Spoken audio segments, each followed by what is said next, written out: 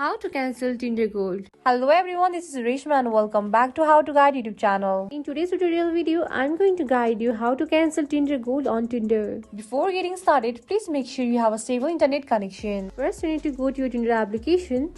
Make sure you are logged in into your account. As you can see, I'm already logged into my account. From here, you can see different icon on the bottom. Tap on the profile icon which is on the bottom right corner.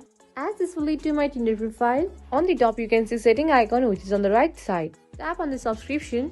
Once you open the Tinder Gold, you can cancel it accordingly. So this is how you can easily cancel Tinder Gold subscription Tinder. And this was it for this video.